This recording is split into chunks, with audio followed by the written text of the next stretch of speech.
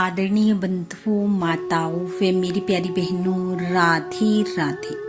आप सभी का हमारे YouTube चैनल जीवन की धारा पर बहुत बहुत स्वागत है।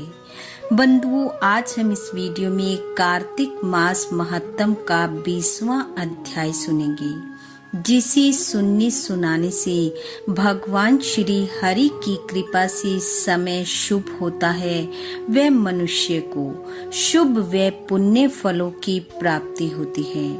कथा महत्तम सुनने के बाद यदि आप हमारे चैनल पर नए हैं तो कृपया हमारे चैनल को सब्सक्राइब करें, बेल आइकन को प्रेस करें ताकि हमारी वीडियो की नोटिफिकेशन सबसे पहले आप तक पहुंचे। वीडियो को शेयर व लाइक भी जरूर करें। 20वां अध्याय कलाह का विष्णु लोक गमन, विष्णु दूत और धर्मदत्त ब्राह्मण का संवाद।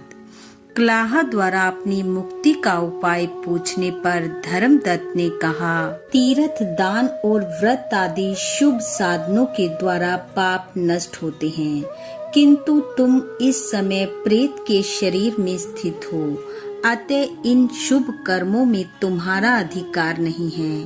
तथापि तुम्हारी ग्लानि देखकर मेरे मन में बड़ा दुख हो रहा है। तुम दुखनी हो, तुम्हारा उद्धार किए बिना मेरे चित्त को शांति नहीं मिलेगी। अतः मैंने जन्म से लेकर आज तक जो कार्तिक व्रत का अनुष्ठान किया है, उसका आधा पुण्य लेकर तुम उत्तम गति को प्राप्त हो। यों कहकर धर्मदत्त ने 12 अक्षर मंत्र का श्रवण कराते हुए तुलसी मिश्रित जल से ज्यों ही उसका अभिषेक किया, त्यों ही वह प्रेत शरीर से मुक्त हो दिव्य रूप धारणी देवी हो गई। धधकती हुई आग की ज्वाला के समान तेजस्विनी दिखाई देने लगी। लावण्य से तो वह ऐसी जान पड़ती थी मानो साक्षात लक्ष्मी हो। तदंतर उसने भूमि पर मस्तक टेककर ब्राह्मण देवता को प्रणाम किया और आनंद विभोर हो गदगद वाणी में कहा, हे दिव्यश्रेष्ठ, आपकी कृपा से मैं नरक से छुटकारा पा गई। मैं पाप के समुद्र में डूब रही थी, आप मेरे लिए नौका के समान हो गए। वह इस प्रकार ब्राह्मण देव से वार्तालाप कर ही रही थी कि आकाश से एक तेजस्वी विमान उतरता दिखाई दिया। वह श्री विष्णु के समान रूप धारण करने वाले पार्षदों से युक्त था। पास आने पर विमान के द्वार पर खड़े हुए पुण्यशील और सुशील नामक पार्षदों ने उस देवी को विमान पर चढ़ा लिया। उस समय उस विमान को देखकर धर्मदत्त को बड़ा विस्मय हुआ। उसने श्री विष्णु रूपधारी पार्षदों का दर्शन करके उन्हें साष्टांग प्रणाम किया। ब्राह्मण को प्रणाम करते देख पुण्यशील और सुशील ने उन्हें उठाया और उनकी प्रशंसा करते हुए धर्म युक्त वचन कहा।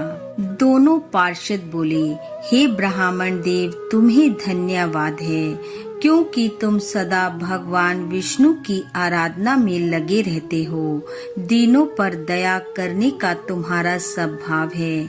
तुम धर्मात्मा और श्री विष्णु व्रत का अनुष्ठान करने वाले हो। तुमने बचपन से लेकर अब तक जो कल्याण में कार्तिक का व्रत किया है, उसके आधे का दान करके दूना पुण्य प्राप्त कर लिया है। तुम बड़े दयालु हो। तुम्हारे द्वारा दान किए हुए कार्तिक व्रत के अंग भूत तुलसी पूजन आदि शुभ कर्मों के फल से यह स्त्री आज भगवान विष्णु के समीप जा रही है। तुम भी इस शरीर का अंत होने पर अपनी दोनों पत्नियों के साथ भगवान विष्णु के बैकुंठ धाम में जाओगे और उन्हीं के समान रूप धारण करके सदा उनके समीप निवास करोगे। धर्मदत्त, जिन लोगों ने तुम्हारी ही भांति श्री विष्णु की भक्ति पूर्वक आराधना की है, वे धन्य और कृतकृत्य हैं तथा संसार में उन्हीं का जन्म लेना सार्थक है। जिन्होंने पूर्व काल में राजा उत्तानपाद के पुत्र ध्रुव को ध्रुव पद पर स्थापित किया था, उन श्री विष्णु की यदि भली भांति आराधना की जाए तो वे प्राणियों को क्या नहीं दे डालते। भगवान के नामों का स्मरण करने मात्र से देहधारी जीव सद्गति को प्राप्त हो जाते हैं। पूर्व काल में जब गजराज को ग्रह ने पकड़ लिया था, उस समय उसने श्री हरि के नाम स्मरण से ही संकट से छुटकारा पाकर भगवान की समीपता प्राप्त की थी, और वही अब भगवान का जय नाम से प्रसिद्ध पार्षद है। तुमने भी श्री हरि की आराधना की है, अतः वे तुम्हें अपने समीप अवश्य स्थान देंगे।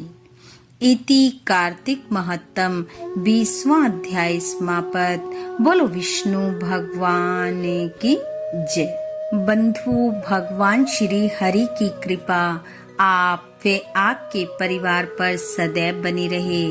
आपका घर आंगन खुशियों से महकता रहे। इन्हीं शुभकामनाओं के साथ आप सबका बहुत बहुत धन्यवाद। राधे राधे।